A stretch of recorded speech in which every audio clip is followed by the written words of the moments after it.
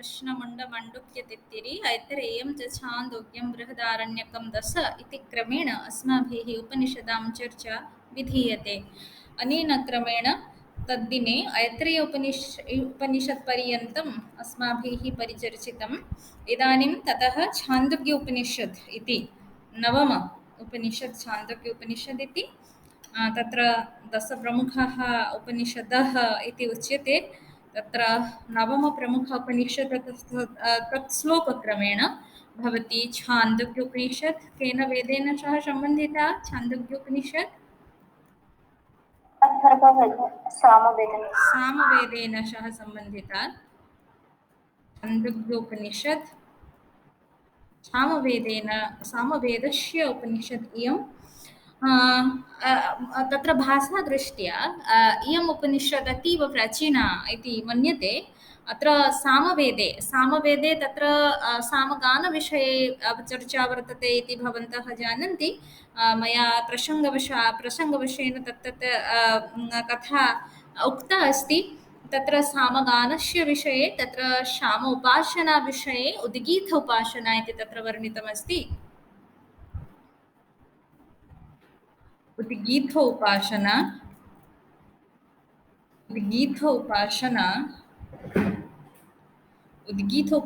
तथा प्रथम अध्याये एव उद्गीथोपासना प्रथम अध्याय क्रमशः वयं गमिष्यामः। तत्र उद्गीथोपासना तत्र उपनिषदः प्राचीनता गम्भीरता ब्रह्मज्ञानप्रतिपादनदृष्टिः तत्र बहु प्रौढ तथा बहु प्रामाणिका तथा प्रमेयबहुला नाम तत्र प्रमाणबहुला इति। प्रमेय नाम ज्ञानस्य विषयः प्रमेयः। मेय्यता नाम तत्र ज्ञानता इति तत्र वक्तुं शक्यते। अत्र अध्यायानां संख्या 8। अष्ट अध्यायाः सन्ति। अध्यायाः 8 तत्र स्मरणं कुर्वन्तु। अध्यायाः 8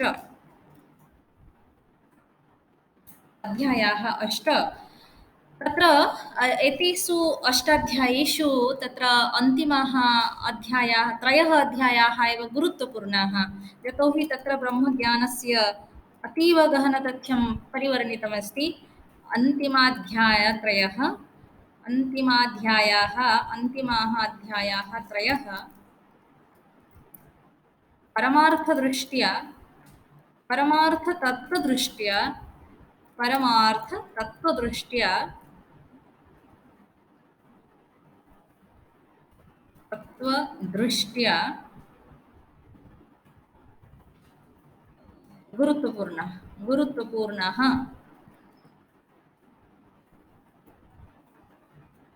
गुरुत्वपूर्णाः इति।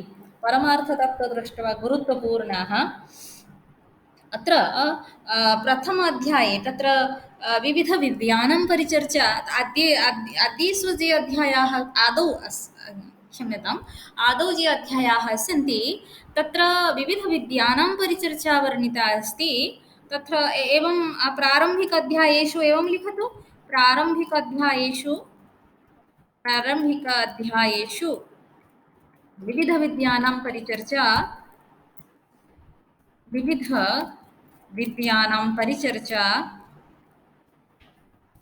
उपलभ्यते।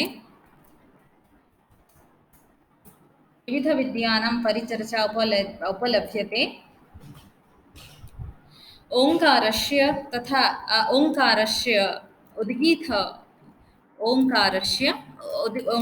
अपरं नाम ते उद्गीथोपासना इति वदन्ति। यतोहि उद्गानकाले नाम सामगानकाले ते उच्चैः उच्चारणक्रमेण तत्र कुत्रचित् स्थानेषु ओङ्कारस्य उच्चारणं भवति, कुत्रचित् तत्र हौ इति उच्चारणं भवति, कुत्र हाभु इति उच्चारणं भवति।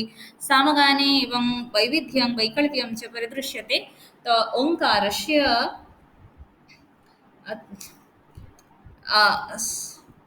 ओङ्कारस्य सामनः गूढरहस्यम्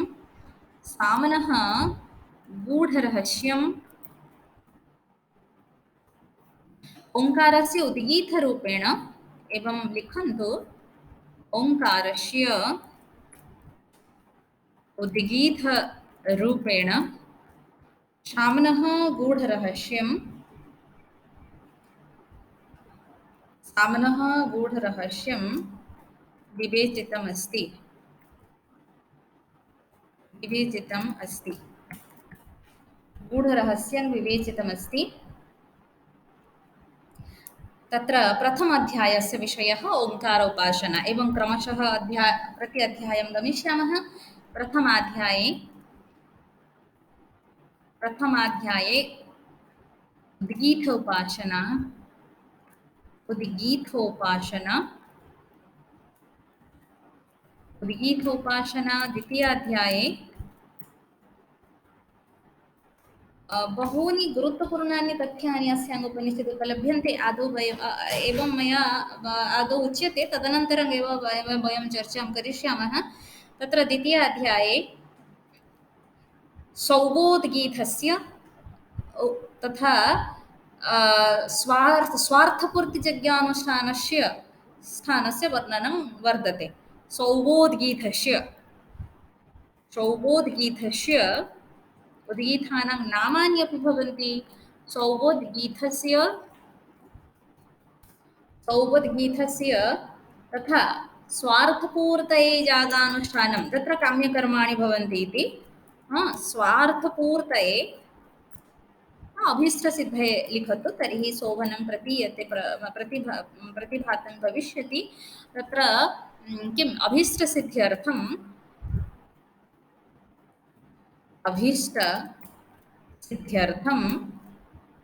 सिद्ध्यर्थं यागाः वर्णिताः सन्ति।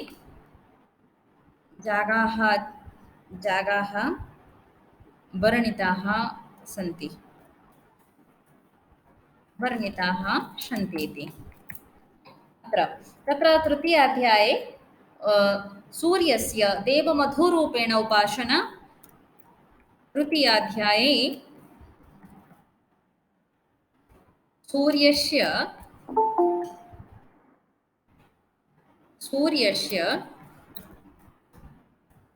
देवमधुरूपेण उपासना वर्णिता अस्ति। वाक्यं पूर्णं करिष्यन्ति, यत्र मया न कृतमस्ति। वर्णिता अस्ति। तृतीयाध्याये सूर्यस्य देवमधुरूपेण वर्णनं। तत्र गायत्री मन्त्रस्य घोर आङ्गिरस्येन देवकीपुत्रकृष्णेन च अध्यात्मशिक्षा। तथा अन्ते सूर्यस्य जन्मविषये विवेचनं वर्णितमस्ति। सर्वं खलु इदं ब्रह्म इति प्रसिद्धं वाक्यम् अद्वैतवादस्य इदं प्रसिद्धं वाक्यम् अस्याम् उपनिषदि तृतीयाध्याये एव वाप्यते। एतत् सर्वमपि लेखनीयं। गायत्रीमन्त्रे देवता का छत्रः? गायत्रीमन्त्रस्य सवितृदेव परकम् अथवा सविता सदेवता।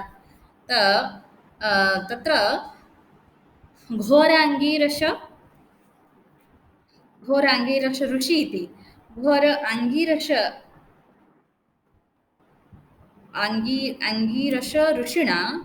अंगीरस ऋषिणा देवकीपुत्राय कृष्णाय, अहं न जाने अयं देवकीपुत्र इति लिखितमस्ति, तर्हि द्वापरयुगस्य वा कथा इयम् इति। कृष्णस्य देवती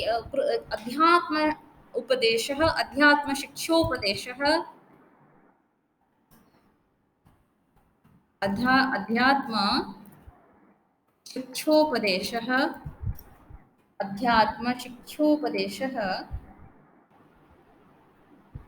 तथा अन्तिमे खण्डे सूर्यस्य जन्मनः विषये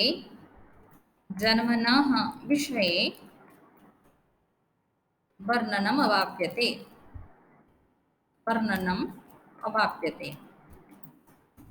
अस्तु, तत्र तृतीयाध्याये एते विषयाः सन्ति। पुनः सर्वं खलु इदं ब्रह्म इति प्रसिद्धं वाक्यं, कदाचित् एतत् महावाक्यम् अपि उच्यते।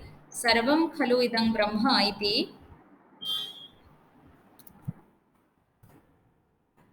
सर्वं खलु इदं ब्रह्म इति वाक्यस्य उद्घोषः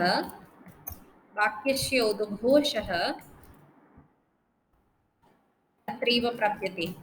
तृतीयाध्याय अत्रैव नाम तृतीयाध्याये अत्रैव प्राप्यते।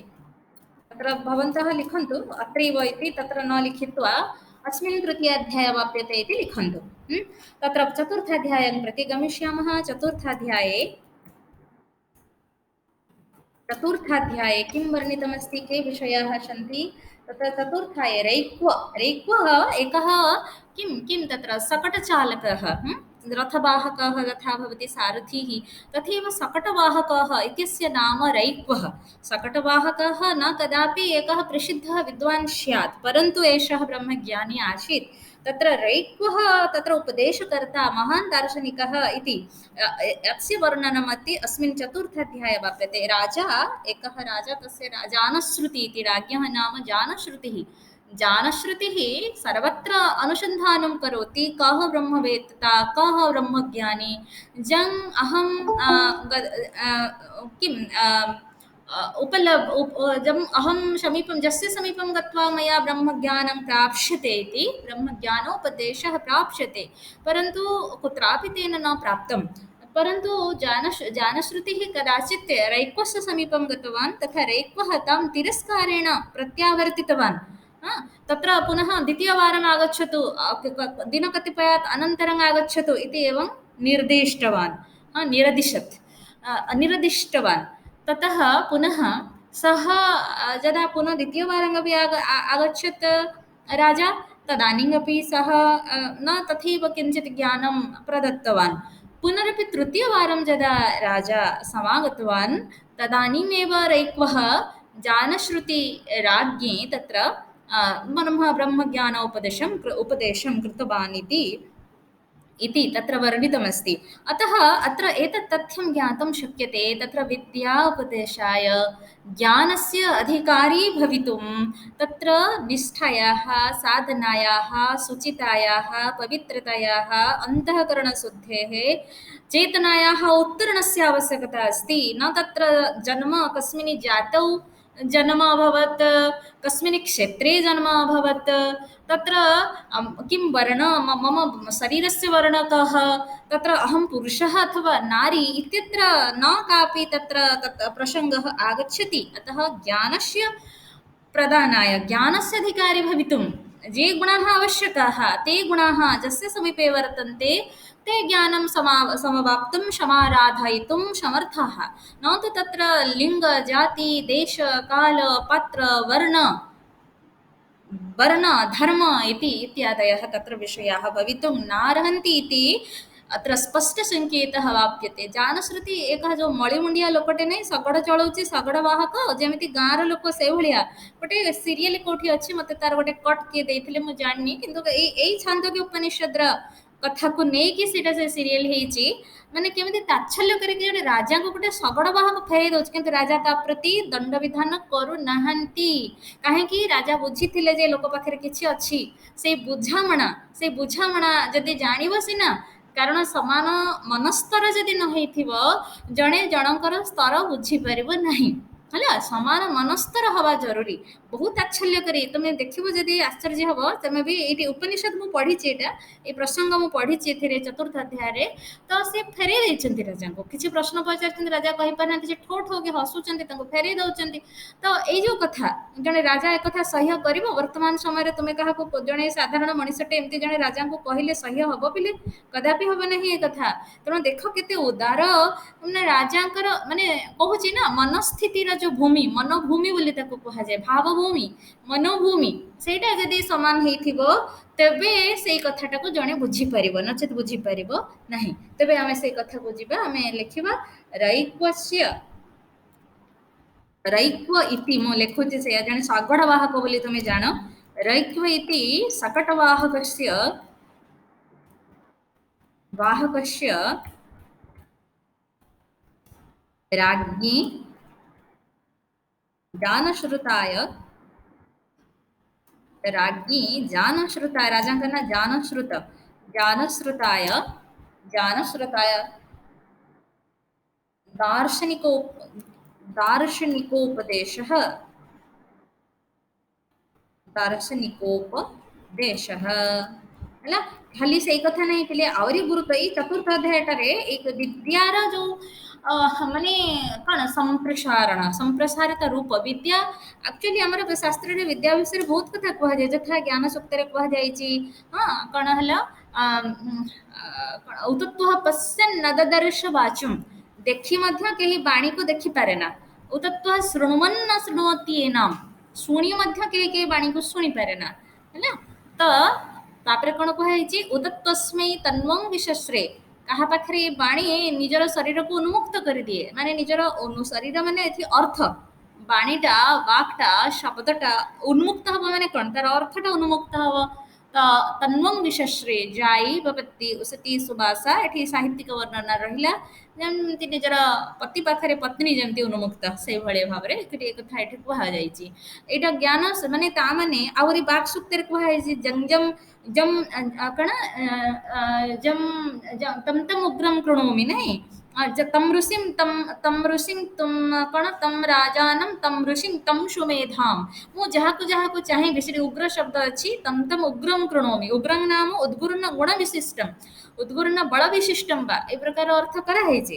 ଉଗ୍ର ଶବ୍ଦର ଅର୍ଥ କେବେ ନେଗେଟିଭ ନୁହେଁ ଆମର ବେଦରେ ଯୋଉ ମନ୍ତ୍ରରେ ଉଗ୍ର ଶବ୍ଦ କୁହାଯାଇଛି ତାର ଅର୍ଥ ହଉଛି ମାନେ ଅତ୍ୟଧିକ ଗୁଣଶାଳୀ ଅତ୍ୟଧିକ ବଳଶାଳୀ ଏଇ ଅର୍ଥରେ ଉଗ୍ର ଶବ୍ଦକୁ ବ୍ୟବହାର କରାଯାଇଛି ପଜିଟିଭ ସେନ୍ସରେ କରାଯାଇଛି ନେଗେଟିଭ ନୁହେଁ ଅଥର୍ବ ବେଦରେ ବି ଅଛି ଋଗ୍ବେଦରେ ବାକ୍ସୁକ୍ତରେ ବି ଅଛି ତ ସେଠି କୁହାଯାଉଛି ମୁଁ ଯାହାକୁ ଚାହିଁବି ତାହାକୁ ଉତ୍କୃଷ୍ଟ ବଳ ସମ୍ପନ୍ନ ଗୁଣ ସମ୍ପନ୍ନ କରିଦେବି ବାକ୍ କହୁଛନ୍ତି ନିଜେ ବାଣୀ ହେଲା ତାହେଲେ କଣ ହବ ସିଏ ଆଇଦର ଋଷି ହେଇଯିବ ନହେଲେ ସେ ରାଜା ହେଇଯିବ ସେ ବିଦ୍ୱାନ ହେଇଯିବ ସେ ବକ୍ତା ହେଇଯିବ ଏଇ କଥା ସବୁ ସେଠି କୁହାଯାଇଛି ତ ଦାର୍ଶନିକ ଉପଦେଶକୁ ଏଠି ଦିଆଯାଇଛି ତ ଏଇ ଯୋଉ କଥା ତ ବାଣୀ କାହାକୁ କାହା ପ୍ରତି ତାମାନେ ବାଣୀ ବା ବିଦ୍ୟା ଯାହା ପ୍ରତି ପ୍ରସନ୍ନ ହେବେ ତାର ହବ ସେଟା ସେଥିରେ ତାମାନେ କାହା ପାଖରେ ହେବେ ସେ କିଛି ନିର୍ଦ୍ଦିଷ୍ଟ ଯଥା ତୁମେ ଯିଏ ପରୀକ୍ଷାରେ ମାନେ ଯିଏ କଠିନ ପରିଶ୍ରମ କରିବ ତାର ଯେମିତି ପାଠ ହବ ସେଇଭଳି ଭାବରେ ଏଇଟା ଟିକେ ଉଚ୍ଚତର କଥା ସେଇଆ ହିଁ ହୁଏ ହେଲା ତ ତୁ ସେଠି ଜଣେ ଉତ୍ତମ କୂଳରେ ଜାତ ହେଲା କିନ୍ତୁ ପାଠ ପଢିଲାନି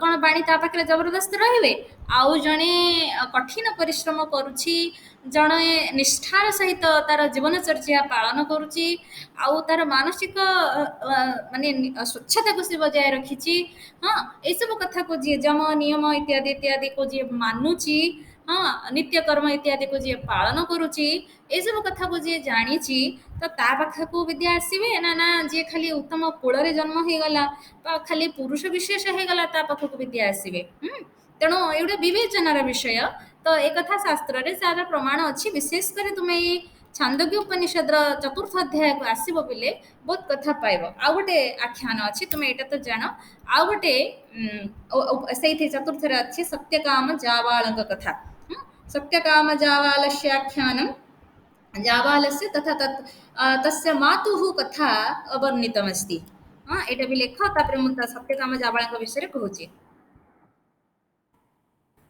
ଜାଣିଛ କି କିଏ ସତ୍ୟକାମ ଜାବାଲस्य तस्य मातुः कथा वर्णिता अस्ति ହେଲା ସତ୍ୟକାମ ଜାବାଳ ଗୋଟେ ଛୋଟ ପିଲାଟେ ପିଲେ ତାଙ୍କ ମାଙ୍କ ନାଁ ଲେଖା ନାହିଁ ମା ନାଁ ହଉଛି ଜାବାଳି ହେଲା ତାଙ୍କ ମା ଅନ୍ୟର ଘରେ ଦାସୀ ଭାବରେ କାମ କରନ୍ତି କାହା କାହା ଘରେ ଯାଇକି ଦାସୀ ଭାବରେ ଏକାଧିକ ଘରେ କରନ୍ତି ଦାସୀ ଭାବରେ କାମ କରନ୍ତି କୌଣସି ଦୀର୍ଘ ସମୟରୁ କରୁଛନ୍ତି ପୁଅ ଯେତେବେଳେ ବଡ଼ ହେଲା 7 ବର୍ଷ 8 ବର୍ଷ ହେଲେ ଗୁରୁକୁଳକୁ ଯାଇକି ପିଲାମାନେ ପାଠ ପଢୁଥିଲେ ତେଣୁ ସେ ଯେତେବେଳେ ଚାହିଁଲେ ଯେ ମା ମୁଁ ଗୁରୁକୁଳକୁ ଯିବି ପାଠ ପଢିବି ତ ମା ହଁ କଲି କହିଲେ ହଁ ଯା ଋଷିଙ୍କ ନାଁ ବି କୋଉଠି ଗୋଟେ ମୁଁ ପଢିଥିଲି ତମେ ଆଚାର୍ଯ୍ୟ ଶଙ୍କର ଆଦି ଶଙ୍କର ଫିଲ୍ମ ଦେଖିବ କେତେବେଳେ ସେତେବେଳେ ସେଠି ଏ କଥାଟା ବି କରାହେଇଛି ଦିଆଯାଇଛି ସେ ଫିଲ୍ମରେ ବି ଏ କଥାଟା ହିନ୍ଦୀରେ ଅଛି ପିଲେ କେତେବେଳେ ଦେଖିବ 2 ଘଣ୍ଟା କେତେ ମିନିଟର ଫିଲ୍ମ ସେଟା ପ୍ରଥମ ସଂସ୍କୃତ ଫିଲ୍ମ 2081 ମସିହାରେ ଏଇଟା ବେଷ୍ଟ ଫିଲ୍ମ ଫେଷ୍ଟିଭାଲ ଆୱାର୍ଡ ପାଇଥିଲା ଦେଖିବ କେତେବେଳେ अच्छा तार संस्कृत भी अच्छी तार हिंदी वर्षन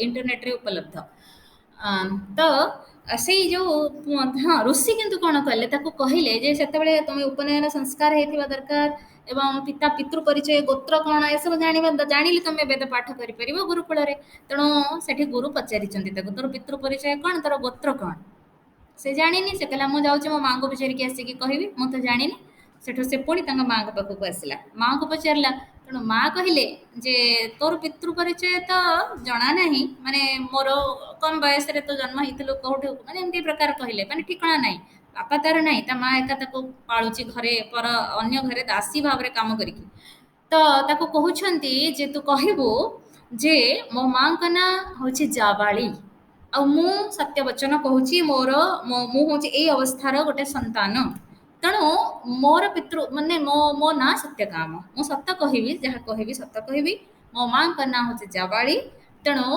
मु हेली ए कथा एतिकी जाइकी कहबो से सेतिकी जाइकी तार जत गुरु को कहिची गुरु तापर खुशी हेचंदी गुरु भी केते उदार थिले देखो गुरु एमती कट्टरपंथी सब नथिले हैला गुरु कट्टरपंथी नथिले जे तू बापार ठिकाना नहीं तू जा तू कोन पाठ पढबे ए कथा कहि नाहंती गुरु देखो केते ए जो कथा सब अछि एको लोकलोचन को आसीबा कथा वर्तमान रो समाज ठार से समाज उन्नत थिला बिले मु एतिकी त कहबी निश्चित भाबरे गुरु सेठी ताको तिरस्कार करि नाहंती देखो तार श्रद्धा तार आग्रह एवं तार सत्य वचन प्रति गुरु केते गुरु केते भाबरे प्रभावित हेले आ ताको कहिले जे हाँ मु तते शिष्य भाव रे स्वीकार कली तो जेहेतु सत कथा कहिछु तो ना सत्य काम एवं ता ना नथिला ना जणा नथिला माँ पाखे माँ तो काम करुछि पिलाटा तो ता माँ पछरे चलछि ओ दिने पिलार मनरे हुएत तार पूर्व जन्मर संस्कार जे से कहिला मो गुरुकुल जीवी पाठ पढ़िबी तो गुरु ताको कहली तू सत कहिथिबारु तो ना सत्यकाम एवं मां को ना जावाली हेथिबारु तोर गोत्र हैला जाबाळ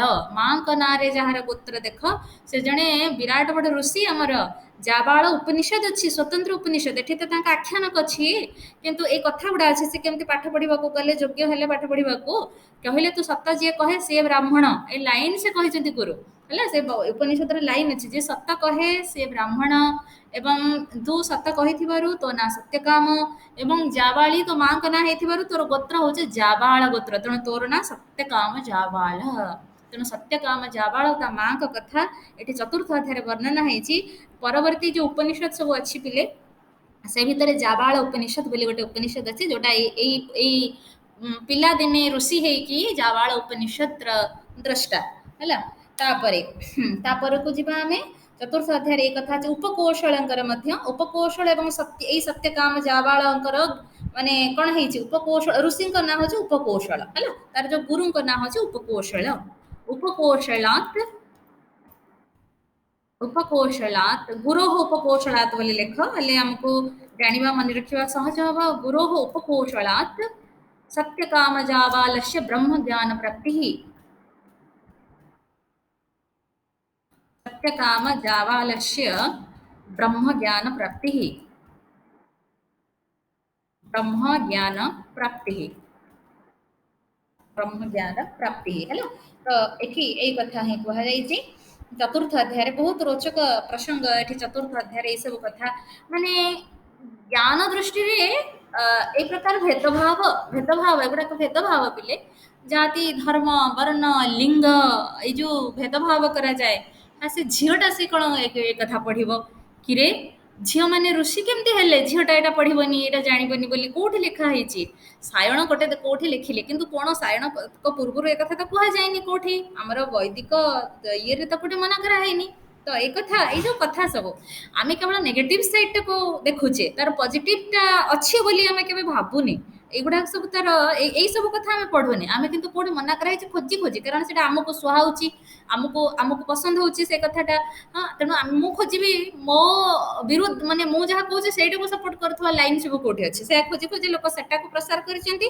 किंतु ए जो दिग गुडाक अछि एको के प्रसार प्रचार करि नाहंती ए कथा भी तो अछि एथिरे एथिरे लोक जेमती मनुस्मृति को निंदा करछन मनुस्मृति रे नारी को जे कोन न स्त्री स्वातंत्र्य मरहति बोली वाक्यटा को सबले हां कोन पिता रक्षते कौमारे भ्राता नहीं कोन पिता रक्षते कौमारे भ्राता रक्षति जो बने भर्ता च न स्त्री से जो अच्छी श्लोकटा से जहाँ भी हो ମାନେ ଛୋଟ ବେଳେ ବାପା ରକ୍ଷା କରିବେ, ଟିକେ ବଡ ହେଲେ ଭାଇ ରକ୍ଷା କରିବ, ତାପରେ ସ୍ୱାମୀ ରକ୍ଷା କରିବ, ସ୍ତ୍ରୀର ସ୍ୱାତନ୍ତ୍ରତା ନାହିଁ। ହଁ, ଏଇ ଯୋଉ କଥାଟା ସ୍ୱାତନ୍ତ୍ରତା ନାହିଁ, ସ୍ୱାତନ୍ତ୍ର୍ୟ ଶବ୍ଦକୁ ଆଗେ ଭଲରେ ବୁଝ, ତାପରେ କାହିଁକି ସ୍ୱାତନ୍ତ୍ରତା ନାହିଁ ସେ କଥା ବିଷୟରେ ଚର୍ଚ୍ଚା କରିବ ହେଲା। ସେ କିନ୍ତୁ କହିଦେଲେ ଯେ ନାରୀ ମାନେ ଫ୍ରିଡମ ଅଫ ୱିମେନ୍ କୁ ଡିନାଏ କରିଛି, ମନୁସ୍ମୃତି ମନା କରୁଛି, ବିରୋଧ କରୁଛି, ଏ କଥା ହେଇକି ତାର ନେଗେଟିଭ ସାଇଡ ଟା ପ୍ରଚାର ପ୍ରସାର ହେଲା, ହୋ ହଲ୍ଲା ସବୁ ଚାଲିଛି। କିନ୍ତୁ ସେଇ ମନୁସ୍ମୃତି କହିଛି ଯତ୍ର ନାରୀୟସ୍ତୁ ପୂଜ୍ୟନ୍ତେ ରମନ୍ତେ ତତ୍ର ଦେବତାଃ, ଆଉ ଯତ୍ର ନାର୍ଯ୍ୟସ୍ତୁ ନ ପୂଜ୍ୟନ୍ତେ ସର୍ବାଃ ଅଫଲାଃ କ୍ରିୟାଃ। ଏ ଲାଇନ ଟା ତ କେହି କହୁନ। ଯୋଉଠି ନାରୀକୁ ଅସମ୍ମାନ କରାଯାଏ, ନାରୀକୁ ଅସମ୍ମାନ କରିବାର ଅର୍ଥ ସେ ଯାହା ଚାହୁଁଛି ତାକୁ ମନା କରିବା, ସେ ଯାହା କରିବାକୁ ଭଲ କାମ ଚାହୁଁଛି ତାକୁ ଅପମାନିତ କରିବା, ତିରସ୍କାର କରିବା, ଏଗୁଡାକ ତ କେବେ ନାରୀ ବିଦ୍ୟା ଶିକ୍ଷାକୁ ମନା କରାହେଇଛି? ନାରୀର ଏ କଥାକୁ ମନା କରାହେଇଛି? କୋଉଠି ତ ମନା କରାହେଇନି। କାହିଁକି ତାହେଲେ ଏ ନେଗେଟିଭ କଥାଟା କାହିଁକି ବଢିଗଲା? ହଁ, ଆମେ ପଜିଟିଭ ଦିଗଟାକୁ ବହୁତ କମ ଅନୁଶୀଳନ କରନ୍ତି, ଆଉ ନେଗେଟିଭଟାକୁ ମଣିଷ ମନଟା ଏତେ ଖୋଜୁଛି ଏଇ ସବୁ କଥା ଯୋଗୁ।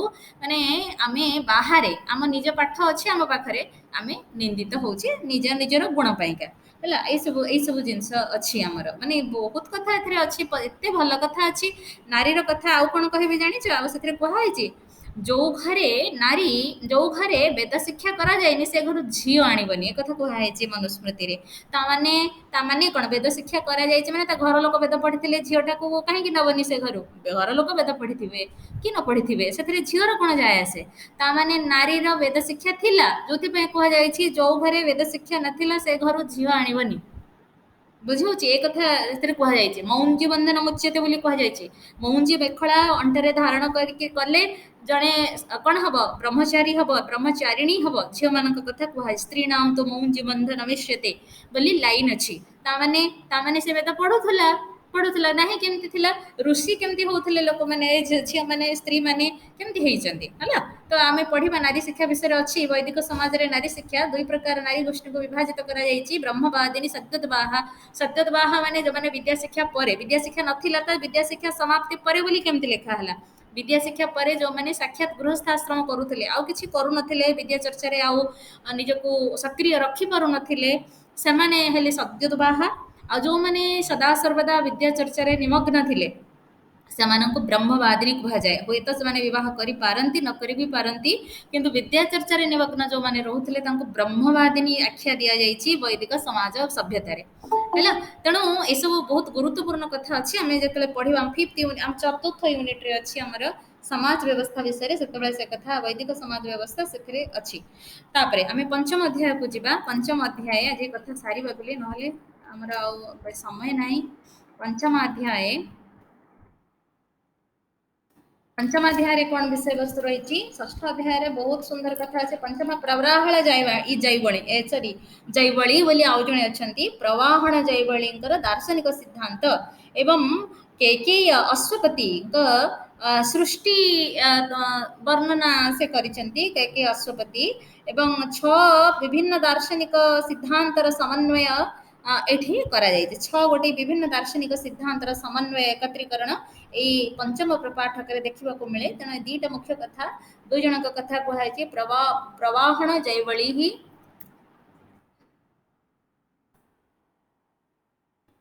प्रवाहण जैवलेः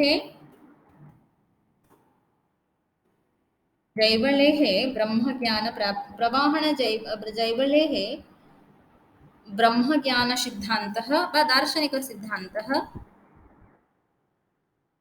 दार्शनिक दार्शनिक सिद्धान्तः, दार्शनिक सिद्धान्तः। तापरे पुणी केकय केकय माने देश, केकय अश्वपतेः, केकयस्य अश्वपतेः, केकयस्य अश्वपतेः सृष्टिविषयकं वर्णनं,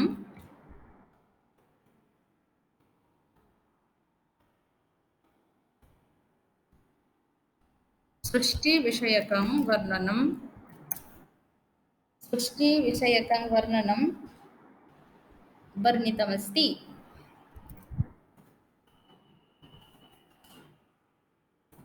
सृष्टिविषयकं वर्णनं वर्णितमस्ति। तापरे कुहाଯାଉଛି ଯେ ଏଠି विभिन्न षड् दार्शनिक तत्त्वानां षड् दार्शनिक तत्त्वानां विवेचनम् अत्र वर्णितमस्ति।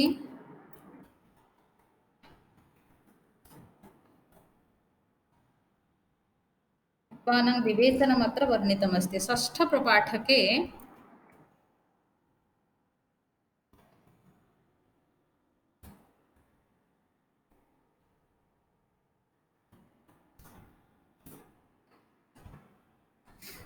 षष्ठप्रपाठके षष्ठ प्रपाठक बहुत कथा कहुई। श्वेतकेतु नामक श्वेतकेतु क्यारेक्टर आम उपनिषद बहुत प्रसिद्ध था। यही छांदोग्य उपनिषद षष्ठ अध्याय प्रपाठक मान अध्याय बेले प्रपाठक नहीं अध्याय कर से प्रपाठक एका कथा किंतु आमर अध्याय बोली लिखाई बही रे षष्ठाध्याय बोली कर षष्ठाध्याय कारण आम अध्याय लिखुचे ना अध्याय ही लिख गोटे कथा लिख चेंज करनी षष्ठाध्याय तत्र आरुणि ऋषि होचंदी आरुणि महर्षि आरुणि ही से होचंदे पिता एवं तांकर पुत्र होचे श्वेतकेतु ए विषय रे तुमको कहिबी। हां पित्रा आरुणिना पित्रा आरुणिना स्वपुत्राय पिता आरुणिना पुत्रः श्वेतकेतुः पुत्रस्य श्वेत पुत्रस्य श्वेतकेतोः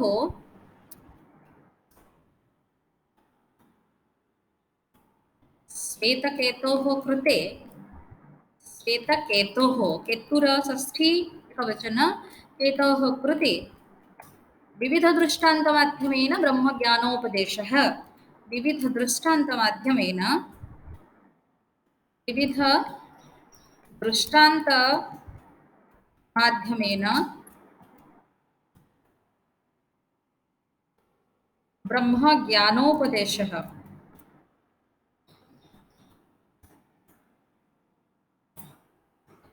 ब्रह्म ज्ञानोपदेशः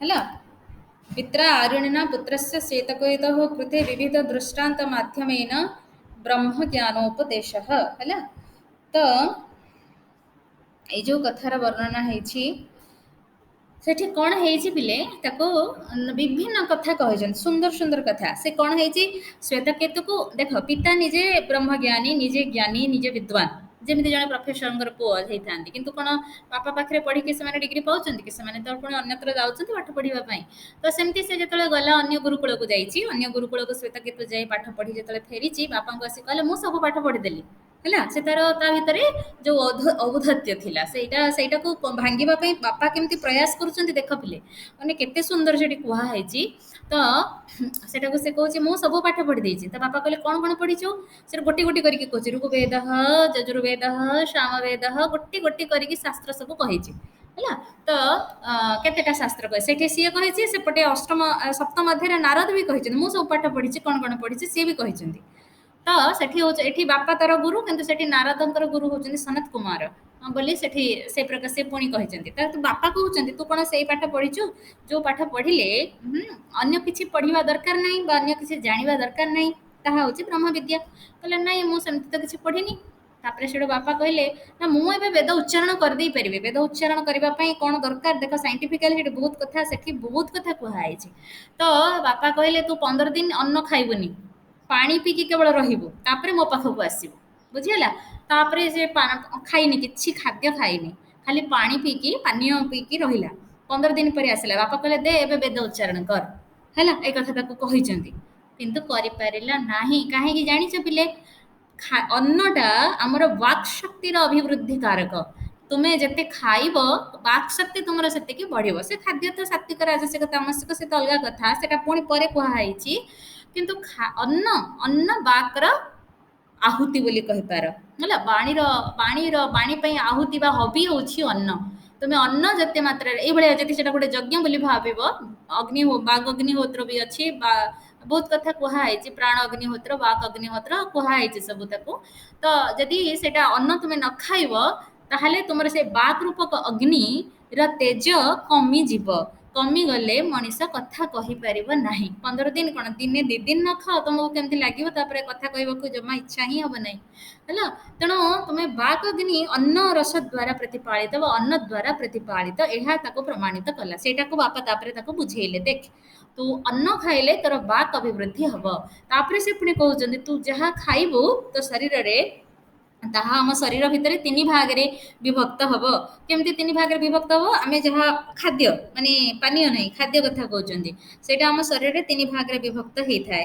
ତ ପ୍ରଥମ ଭାଗଟା ମାନେ ଯୋଉଟା ସ୍ଥୂଳ ଭାଗ, ଗୋଟେ ଖାଦ୍ୟଟି ପ୍ରୋସେସିଂ ହଉଛି ଆମ ଶରୀର ଭିତରେ, ତାର ଯୋଉ ସ୍ଥୂଳ ଭାଗଟା ସେ ସ୍ଥୂଳ ଭାଗଟା ମଳ ହେଇକି ବାହାରି ଯାଉଛି ହେଲା, ପୁରୁଷ ହେଇକି ବାହାରି ଯାଉଛି ବୋଲି କୁହାଯାଇଛି। ତାର ମଧ୍ୟମ ଭାଗଟା ଆମ ଶରୀରରେ ସେଟା ହଉଛି ମାଂସ ହଉଛି, ଏବଂ ତାହାର ଯୋଉ ଖାଦ୍ୟଟା ଆମର ମାନେ ଯୋଉଟା ତାର ଅତ୍ୟନ୍ତ ସୂକ୍ଷ୍ମ ଭାଗ ରସଟା ମନ ହଉଛି। ତେଣୁ ଖାଦ୍ୟ ଉପରେ ମନ ନିର୍ଭର କରେ ନିଶ୍ଚିତ ଭାବରେ ହେଲା।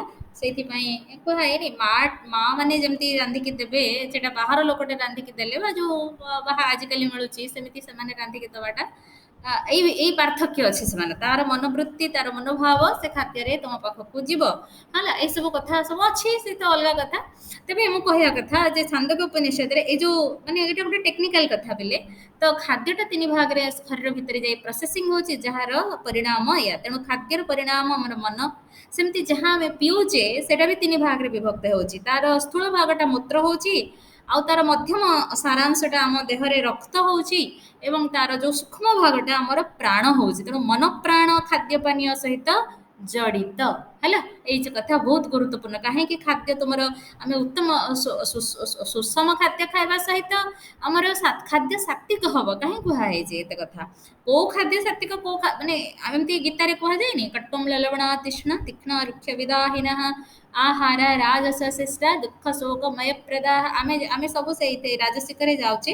ଆମେ କଟୁ ଅମଳ ତୀକ୍ଷ୍ଣ ମଧୁ ସବୁ ଖାଉଛେ, ସବୁ ପ୍ରକାର ରାଗ ଖଟା ମିଠା ସବୁ ବହୁତ ଭଲ ପାଏ। ଆମେ ରାଗ କାହାକୁ ଭଲ ପାଏ, କାହାକୁ ଖଟା ଖଟା ଭଲ ଲାଗେ, କାହାକୁ ଏଟା ଭଲ ଲାଗେ, କେଟା ସେଟା ଭଲ ଲାଗେ। ତାକୁ ଖାଇଲେ ତାର ପରିଣାମ ହଉଛି କଟ୍ଟୁମ ଲଲବଣ ତୃଷ୍ଣ ତୀକ୍ଷ୍ଣ ରୁକ୍ଷ ବିଦାହୀନଃ ଆହାର ରାଜସ ଶିଷ୍ଟା। ରାଜସ ମାନଙ୍କର ଏଇଟା ତାଙ୍କର ପ୍ରିୟ ଖାଦ୍ୟ ହେଲେ ଦୁଃଖ ଶୋକମୟ ପ୍ରଦ। ଆମେ ସବୁ ଦୁଃଖ ଶୋକରେ ଜଡ଼ିତ, ଆଉ କ'ଣ ଏସବୁ ଖାଦ୍ୟକୁ ଆମେ ଭଲ ପାଆନ୍ତି ହେଲା। ଆଉ ସାତ୍ଵିକ ଖାଦ୍ୟ କୋଉଟା? ରସ୍ୟା ସ୍ନିଗ୍ଧା ସ୍ଥିରା ହୃଦ୍ୟା ଆହାର ସାତ୍ଵିକ ପ୍ରିୟ। ରସ୍ୟା ମାନେ ରସଯୁକ୍ତ ହେଇଥିବ, ସ୍ନିଗ୍ଧା ସ୍ନିଗ୍ଧ ମାନେ ନରମ ହେଇଥିବ, ରସ୍ୟା ସ୍ନିଗ୍ଧା ସ୍ଥିରା ସ୍ଥିର ଖାଦ୍ୟଟା ବହୁତ ସମୟ ରହିପାରୁଥିବ, ପଚୁ ନଥିବ, ଗନ୍ଧ ହଉନଥିବ, ସ୍ଥିର। ରସ୍ୟା ସ୍ନିଗ୍ଧା ସ୍ଥିରା ଯଥା ଫଳମୂଳ ଇତ୍ୟାଦି। ଫଳମୂଳକ ସ୍ଥିର ବହୁତ ସମୟ ରହିବ।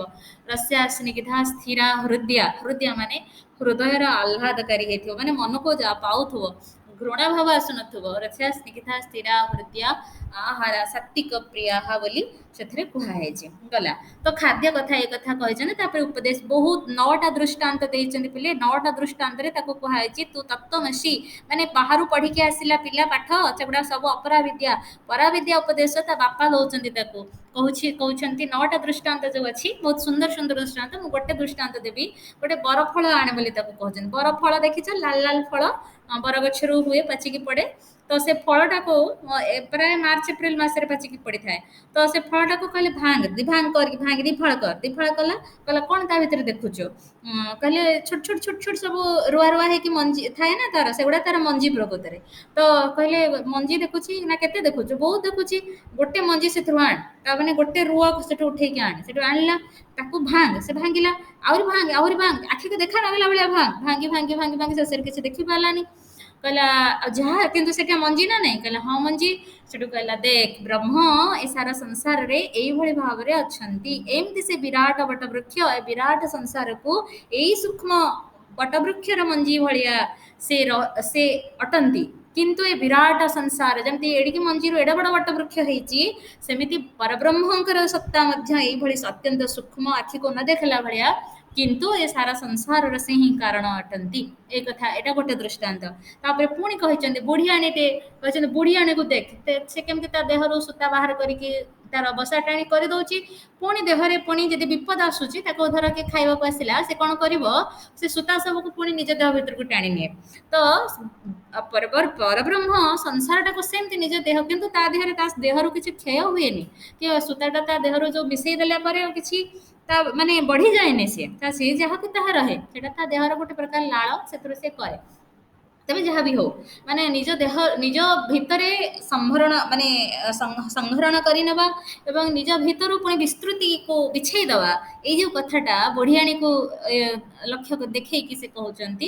ଏବଂ ବ୍ରହ୍ମଙ୍କର ମଧ୍ୟ ଏଇ ପ୍ରକାରର ସଂସାରକୁ ସୃଷ୍ଟି କରିବା ଏବଂ ସଂସାରକୁ ନିଜ ଶରୀରରେ ଲୀନ କରିଦେବା, ଏଇଟା କଥାକୁ ସେ ପୁଣି ଦୃଷ୍ଟାନ୍ତ ଦେଇ ବୁଝେଇଛନ୍ତି। ଫେର ଗୋଟେ ବୁଝେଇଛନ୍ତି, ଯଥା ଗୋଟେ ଅଗ୍ନି ସ୍ଫୁଲିଙ୍ଗ ମାନେ ଗୋଟେ ଜଳୁଥିବା ନିଆଁ ପିଣ୍ଡଟେ, ତମେ ଲୁହାର ନିଆଁ ପିଣ୍ଡଟେ ଧର, ତାକୁ ପିଟିଲେ କ'ଣ ହବ, ଚାରିଆଡକୁ ନିଆଁ ଝୁଲ ସବୁ ଚାରିଆଡକୁ ବିସ୍ଫାରିତ ହେଇକି ତାକୁ ସ୍ଫୁଲିଙ୍ଗ କହନ୍ତି, ବିଚ୍ଛୁରିତ ହେଇକି ପଡିବ। କହୁଛନ୍ତି ବ୍ରହ୍ମ ସେଇ ଅଗ୍ନି ସ୍ଫୁଲିଙ୍ଗ ଭଳି ତାଙ୍କ ଶରୀରରୁ ଏମିତି ବିଚ୍ଛୁରିତ ହେଇକି ସମସ୍ତ ଜଗତ ବିଚ୍ଛୁରିତ ହେଇକି ପଡ଼ିଲେ ବି କ'ଣ ଅଗ୍ନି ସ୍ଫୁଲିଙ୍ଗର କିଛି କମିଯାଏ ନା କିଛି କ୍ଷତି ହୁଏ ନା, ବିଚ୍ଛୁରିତ ନହେଲେ କିଛି କ୍ଷତି ହେଇଯାଏ, କିଛି ହୁଏନି। ସେଇଭଳି ଭାବରେ ସେ ସ୍ଥିର ଶାନ୍ତ, କିନ୍ତୁ କାରଣ ନିମିତ୍ତ କାରଣ ବି ଉପାଦାନ କାରଣ ବି ଏ ସମଗ୍ର ସୃଷ୍ଟିର ଏଇ ପ୍ରକାର ବର୍ଣ୍ଣନା ବହୁତ ସୁନ୍ଦର ଭାବରେ ପିତା ପୁତ୍ର କୁ ବୁଝେଇକି କହୁଛନ୍ତି, ବ୍ରହ୍ମ ଜ୍ଞାନର ଉପଦେଶ ଦେଇଛନ୍ତି। ଏଇ କଥାର ଏଠି ବର୍ଣ୍ଣନା ଷଷ୍ଠ ଅଧ୍ୟାୟରେ ଏଇ କଥା ସୁନ୍ଦର ଭାବରେ କୁହାଯାଇଛି। ତତ୍ତ୍ୱମସି ତତ୍ତ୍ୱମସି ତତ୍ତ୍ୱମସି 9 ଥର ତତ୍ତ୍ୱମସି ଏଇଟା ଲେଖି ରଖିବା। ତତ୍ତ୍ୱମସି ଇତି ମହାବାକ୍ୟସ୍ୟ ତତ୍ତ୍ୱମସି ଇତି ମହାବାକ୍ୟସ୍ୟ, ହଁ ଆହୁରି ଗୋଟେ ଲାଇନ୍ ଇମ୍ପୋର୍ଟାଣ୍ଟ ଲାଇନ୍ ଅଛି, ମୁଁ କହୁଛି। ମହାବାକ୍ୟସ୍ୟ ବିବିଧ ଦୃଷ୍ଟାନ୍ତ ମାଧ୍ୟମେନ ନବଦୃଷ୍ଟାନ୍ତଚ୍ଛଲେନ ଦୃଷ୍ଟାନ୍ତ ମାଧ୍ୟमेन अत्र नववारम् उपदेशः क्रियते।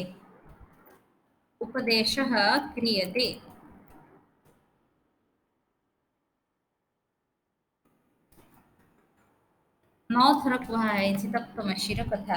ଆଉ ଗୋଟେ ବାକ୍ୟ ଯଦ୍ୱୈ ଭୂମା ତତ୍ ସୁଖଂ ନାଳ୍ପେ ସୁଖମସ୍ତି, ଏ କଥା ବି ଏଥିରେ ଦେଖିବାକୁ ମିଳେ ଏଇ ଅଧ୍ୟାୟରେ।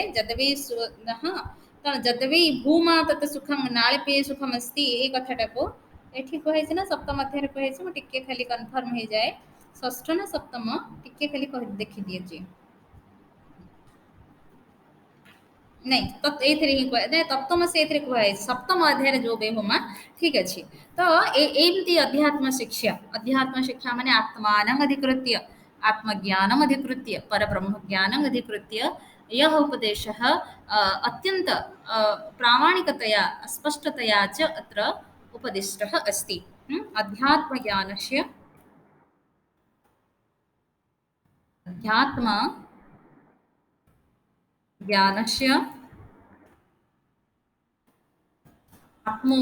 आत्मज्ञानस्य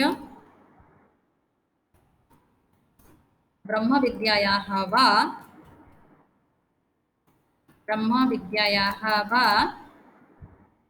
सुस्पष्टोपदेशः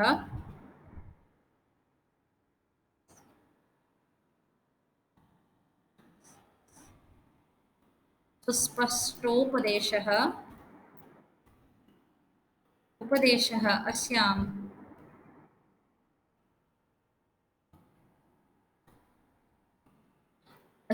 उपनिषदि प्राप्यते। ये षष्ठ अध्याय मिले उपनिषद, से गोटे कथा अस्याः उपनिषदः षष्ठ अध्याय प्राप्यते बोली तुम मैंने लिखि पार। सप्तम अध्याय को जीवा, अष्टम अध्याय जाय अछि। सप्तमाध्याय रे कौन कथा कह जाइए देख, सप्तम अध्याय से कहते से नारद सनत कुमार संवाद, आरुणि सहित केतु संवाद है षष्ठाध्याय, नारद सनत कुमार संवाद बोली लिख। नारद तीन लास्ट 3टा चैप्टर 3टा संवाद, नारद सनत कुमार संवाद है। नारद होती शिष्य एवं सनत कुमार होती, तुमको कही ना सनत कुमार शनक सनंदना सनातनय स्वरिपिंगलौ च सप्तस्वरा सप्त ऋषातलानि कुर्वन्तु सर्वे मम सुप्रभातम्। प्रातः काल रे 7 जन ऋषि मानकर ना नेला बेले एमानकर ना आसी किंतु सनक सनत कुमार सनंदन सनातन 4 जन तांको कुहा जाए से माने दिव्य ऋषि तांकर बयस सदा सर्वदा देवता मानक बयस भली स्थिर ए प्रकार कुहा जाइछि दिव्य ऋषि जो मानकर किछि परिवर्तन होएनी देवता माने जेमति अजर अमर कुहा हैछि ना से मानकर बयस बढ़ेनी सेही प्रकार बोली ए ऋषि मान ई 4 जन ऋषि को कुहा जाइछि तांको हमर कौमार सर्ग वैकारिक सर्ग वैकारिक सर्ग ए प्रकार जो सर्ग माने सृष्टि ए जो कथा अछि आंको सेमति कौमार सर्ग रे एमानंकु निया जाइछि ग्रहण करा हैछि अच्छा तो ये जो कथा कुहा हैछि जे एथिरे नारद सेमती नारद तो समस्त विद्या पढ़िले से देवर्षि अटंती से समस्त विद्या सेमती पढ़िचंदी को भलिया अविद्या सब यजुर्वेद ऋग्वेद यजुर्वेद सब ए सब विद्या किंतु ब्रह्म विद्या को प्राप्त है नांती तेणु असंतुष्टि भाव तांको भितरे बहुल मात्रा रे अछि से सनत कुमार को प्रश्न करूछंती कि काहे कि मो भितरे ए प्रकार अशांत भाव देखा दउची तो सनत कुमार तांको कहउछंती तुमे कोन पाठ कोन सब पढ़िछ अध्ययन कोन करिछ से सब ए सब विद्या चतुर्दश विद्यार ना सेठी से गणिछंती प्रकृत रे सेठी केतेटा बा 27 विद्यार ना से पढ़िछंती जोटा कि चतुर्दश विद्यार अंतर्गत सेठी से पढ़िछन नक्षत्र विद्या सर्प विद्या धनुर्विद्या ए सब आयुर्वेद सब सब कथा से कहिछंती तापरे से कहउछंती कि ए सब तो तुमर बाह्य सुख पाई तुमे आंतरिक सुख पाई कोन पढ़िछ कोन जानिछ तेणु आंतरिक विद्या उपदेश कहिले ब्रह्म विद्या उपदेश से देइचंती जोठी से को कथा जो भी भूमा केमती केमती सुंदर सुंदर कथा माने हमर बाणी हमर बाणीटा बाणी आमे कहूचे मन रे चिंता कले कहूचे तेणु बाणीटा मन ठारू माने मनटा बाणी ठारू अधिका माने तत्व मान शरीर भीतर भीतर भीतर भीतर हमर जो सब विभिन्न कथा रही सेटा केते कहा कहा ठारू की अधिका बलशाली कहा ठारू की से कहउछन्ती बाणी ठारू मन बलशाली मन किंतु कोन करबो मन संकल्प ऊपर पर्यवसित तेणु मन ठारू संकल्प बलशाली संकल्प कहा ऊपर पर्यवसित संकल्प बुद्धि ऊपर पर्यवसित संकल्प बुद्धि ठारू बलशाली बुद्धि पुणी कहा ऊपर पर्यवसित से कहउछन्ती बुद्धि तुमर माने कोन जो विज्ञान ऊपर पर्यवसित विज्ञान बलशाली विज्ञान पुणी कहा ऊपर पर्यवसित शरीर रे जते बल नथिबो की बुद्धि की मन की विज्ञान तेणु से कहते बल उपर पर्यवसित बल पुणी कौटू आसो बल ना अन्न उपर पर्यवसित अन्न पुणी कौटू आसो से कहते अन्न हूँ जल उपर पर्यवसित पुणी जल कौटू आसो जल पुणी से कहते आकाश सहित आकाश उपर पर्यवसित यह हाँ ये सब गोटे गोटे करके तत्व को से कही चलते ये आकाश पुणी शेष क्या द्वारा विधृत कहार आधार आधारित पर ब्रह्म का आधार आधारित एक कथा को कहते पुणी आमर जो भर्च्यू कहले जो सद्गुण सब सत्य सत्य इत्यादि से माने सब तांकर गोटे गोटे लाइन पूरा सीरीज ए भलिया कुहा हैछि ए सब तत्व मान को शरीर रे तत्व ज्ञान अर्जन करबा पई बा ज्ञान को आधार माने अर्जन माने निज भितरे सामर्थ्य रे धरि रखिबा पई जहा जहा दरकार से गोटे सीरीज रे कुहा हैछि पुणी हमर जो शारीरिक जो तत्व सब अच्छे से तत्व माने सब किए कहा ठार बलवत्तर सी गोटे सीरीज दुईटा सीरीज एठी कुहा हैछि तो एगुड़ाक सब सप्तम रे नारद सनत कुमार को माने अध्यात्म विद्यार उपदेश देइचंती पुणी आउ गोटे गुरुत्वपूर्ण कथा एथरे कुहा जाइछि जे से कहउचंती तुमर कोन कहउचंती आहार शुद्धौ सत्व शुद्धि सत्व शुद्धौ ध्रुवा स्मृति स्मृति लंभे सर्वग्रंथिनां विप्रमोक्षः आहार शुद्धि आहार माने तुम आमे जानुचे सामान्य भाव खाइबा आहार माने भोजन बोली हम जानुचे कि पिले सेटा सिना हमर बाग इंद्रिय रसन इंद्रिय रसन बाक भी नुहे बाक होची कर्मेंद्रिय रसना होची हमर ज्ञान इंद्रिय तो रसनेन्द्रिय सेटा होची विषय किंतु आहार कहले सेटा गोटे इंद्रिय सेटा उपलक्षण मात्र माने प्रतिनिधि भूत भाव सेठी कोहा हैची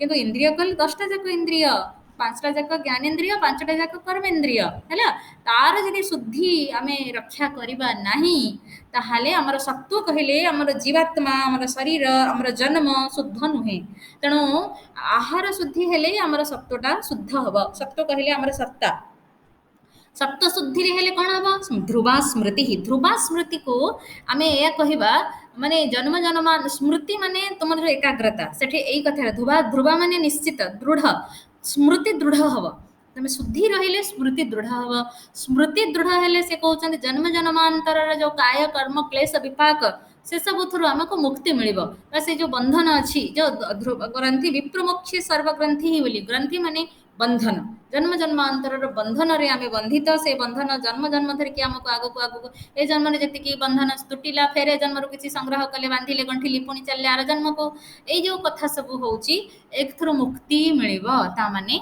ये मुक्तिर मार्ग देखि दिया जायछि नारद को सनत कुमार गुरु शिष्य भाव रे ए कथार चर्चा କରିଛନ୍ତି ହଁ ଏଇଭଳିଆ ତାପରେ କହୁଛନ୍ତି ଏ ଯୋଉ ମୃଦିତ କଷାୟ ମୃଦିତ କଷାୟ ମାନେ ଗୋଟେ କସରା କଷ କଷ କଷ ଗଛର ଧର ବକଳ ତାକୁ ସିଝେଇକି ତୁମେ କୋଉଠି ଗୋଟେ ତୁମର ଗୋଟେ ବହୁତ ଲାଇଟ କଲର ଡ୍ରେସ ରେ ପକେଇଦବ କଣ ହବ ଦାଗ ହେଇଯିବ ତ ଆମର ଜୀବନଟା ସେଇଭଳିଆ ଯେ କର୍ମ ବନ୍ଧନ ଗୁଡାକ ସବୁ କଷାୟ ଆମର ପରିଶୁଦ୍ଧିକୁ ଅନ୍ତଃକରଣର ଯୋଉ ସ୍ଫଟିକ ଶୁଭ୍ରତା ତାକୁ ସେ ସବୁ ଏମିତି ମଳିନ କରିଦେଇଛି ତେଣୁ ସେଠି କୁହାଯାଇଛି ଏଇ ପ୍ରକାର ବ୍ରହ୍ମ ଜ୍ଞାନ ଉପଦେଶରେ ମୃଦିତ କଷାୟଂ ନାରଦಂ ତମସ ସ୍ପାରେ ନୟତି ସନତ କୁମାର ଏ ଲାଇନ ସେଠି ପଢା ହେଇଛି ପିଲେ ତାମାନେ ମୃଦିତ କଷାୟ ହେଇଯାଇଥିବା ମଳିନ ହେଇଯାଇଥିବା ନାରଦ କୁମାର ନାରଦଙ୍କୁ ସନତ କୁମାର ଏ ସଂସାର ବନ୍ଧନରୁ ମୁକ୍ତ କରି ଶୁଭ୍ର ସ୍ଫଟିକ କରି ଉନ୍ମୁକ୍ତ କରି ନଉଛନ୍ତି ତ ଏଇ ଯୋଉ କଥା ସେଠି କୁହାଯାଇଛି ବହୁତ ସୁନ୍ଦର ଭାବରେ କୁହାଯାଇଛି ଯୋଉ ବି ଭୂମା ତତ୍ ସୁଖମ नाल पे सुखम अस्ति जहाँ बहुत बहुत माने भूमा शब्दर अर्थ एटे इन्फिनिटी कहले परब्रह्म तांकु ही आनंद से ही सुख सुख शब्दर आनंद शब्द भितर तफात अछि किंतु एठी जो सुख सुख कहले सांसारिक सुख इंद्रिय मानक द्वारा लब्ध सुख किंतु आनंद कहले ताहा अंतःकरणर आनंद माने मन बुद्धि एवं चित्त ए सबर आनंद को विज्ञान जो आनंद को ताको सेठी आनंद शब्द रे कहा जाए एवं सांसारिक जो जोटा से माने हमर इंद्रिय मानकर सुखटा को सुख बोली कहा जाए प्लेजर और हैप्पीनेस और ब्लिस तीनटा अलग अलग कथा एका कथा नुहे पिले हैला प्लेजर कहले तळ कथा हमर खाइले पीरे मते एटा खाइबा को भल लागे मु खाइ देली मते खुशी लागिला मते मन खुशी हे गेला हैला मते गीतटा सुनिया को भल लागे म सुनिली मते खुशी लागिला हैला सेटा उच्चतर स्तर रे भी हेई परिबो गीता माध्यम रे भी लोक उच्चतर स्तर को जाई परिबे से तो किंतु बेसिक लेवल रे माने प्राथमिक स्तर रे ए कथा किंतु तापरे मते फिल्म टा देखिया इच्छा होच म देखि देली मते खुशी लागिला सेगुडा सब हमर सुख जेटा प्लेजर बोली कहउछ आनंद आ गोटे कथा हैप्पीनेस माने मते किछि कथा भलो लागे मु धर गोटे पाठ पढु पढु मते से पाठर अभ्यंतर रो किछि कथा देखा गला सेटा भी सेटा हैप्पीनेस टिके सेटा आउ टिके ऊपर को जीवो हैला आनंद आनंद कहले तुमे केबे केबे अनुभव करिवो उपनिषद पढ यदि तुमे आनंद अनुभव करिवो सेटा ही तो मनुष्यर सर्वश्रेष्ठ कथा ब्लिस बोली जोटा आम कहचे अनुभव हम बड़े बहुत कथा समय बहुत समय अनुभव हुए तेणु से अनुभव जो आनंद है आमको अनुभव हम जे मु जहाँ भावुची जहाँ करुच्ची ये सब कथा माने तुम्हें उपनिषद जो ब्रह्म विद्या दे किंचित मात्र भी आम यदि अनुभव करवा तो सेटा ब्लिस है तो ब्लिस बोली कह जाए किंबा गुरुंकर आशीर्वाद धर मु माने परिश्रम करिछि एटा करिछि सेटा करिछि से सब तो हैप्पीनेस रे जीव सब आनंद रे जीवनी आनंद केवल परब्रह्म परमात्मा का संपर्कित जहा ताहा ही केवल आनंद रे जीव तबे आमे लेखिबा सप्तम अध्याय विषय वस्तु सारिबा सप्तम अध्याय विषय वस्तु रहिछि नारद सनत कुमार संवाद नारदाय सनत कुमारः नारदाय सनत्कुमारः तत्र तमसः पारे ब्रह्मज्ञानोपदेशं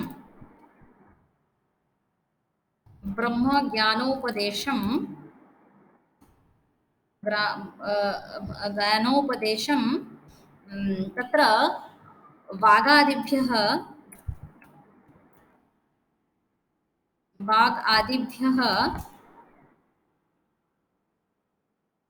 संकल्पादीनां क्या गो विज्ञानादीनां दीनां महत्वं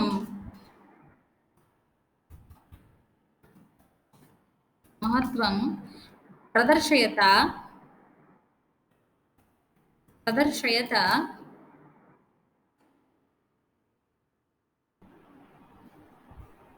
वर्णयति उपदेशं वर्णयति नहीं उपदेशं करोति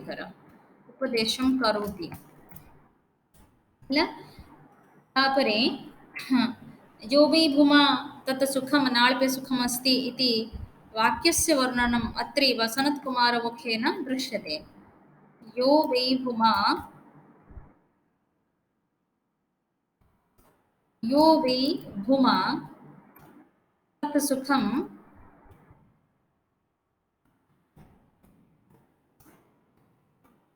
तत् सुखं नाळ्पे सुखमस्ति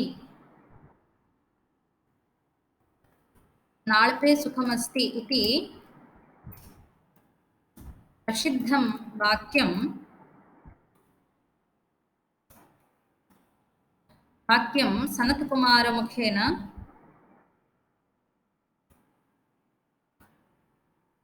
कुमारमुखेन इयम् उपनिषद् वर्णयति। तो चर्चा लास्ट अष्टमाध्याय।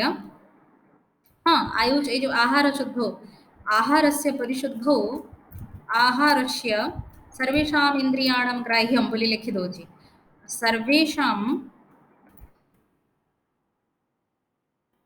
इन्द्रियाणां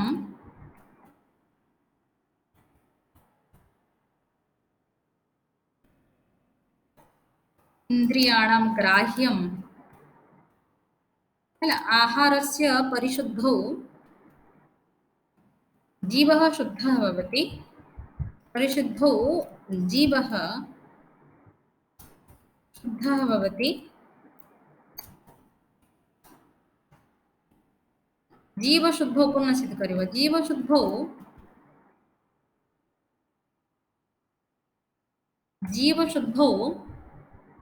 स्मृतिः स्मृतिः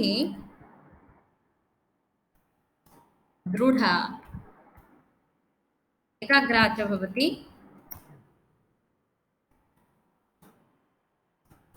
आहारशुद्धौ सत्त्वशुद्धिः स्मृतिदाढ्ये स्मृतिरदृढता फलरे स्मृति दृढ़तायां कर तुमको दाढ़ी लिखा कष्ट हम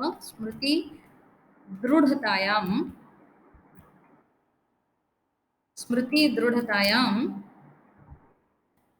कर्मबंधनानां कर्म संस्काराणां कर्म बंधन कर तुम्हें संस्कार पहले अलग अर्थ बुझीब कर्म बंधनानां विमोचनं भवति जीवात्मा विमुक्तः भवति इति अर्थः जीवात्मा विमुक्तः भवति मुक्तः भवति इति अर्थः मनुष्य ये मुक्त हुए ये जगह कह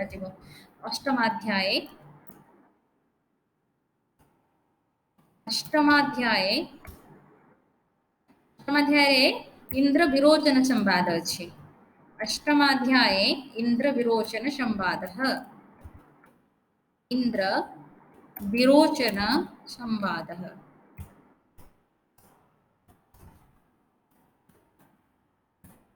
इंद्र विरोचन संवाद अष्टमाध्याय रही तो सेठी आत्म प्राप्ति व्यावहारिक उपाद दहर पुंडरीकर वर्णना दहर पुंडरीक माने प्रकृत में आम हृदयटा ही आकाश बोली कहुए हृदय हृदय को आकाश बोली भाविकी से ब्रह्मंकर अवस्थान को भाविकी जो साधनार उपाय ब्रह्म ज्ञानर उपाय को से भाव में कहुई हृदय से दहर पुंडरीकत्वेन वर्णनम हृदय से दहर दहर माने आकाश दहर पुंडरीकतेन त्वेन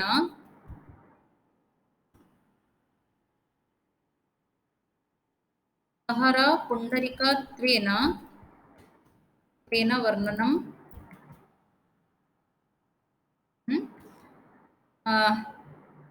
आत्मज्ञान दहर पुंडरीकत्वेन वर्णनम तत्र अध्यात्म ज्ञान प्राप्तेः वा आत्मविद्या प्राप्तेः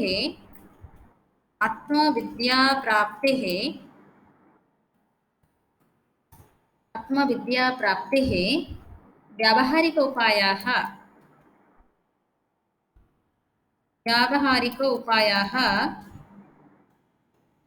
वर्णिताः सन्ति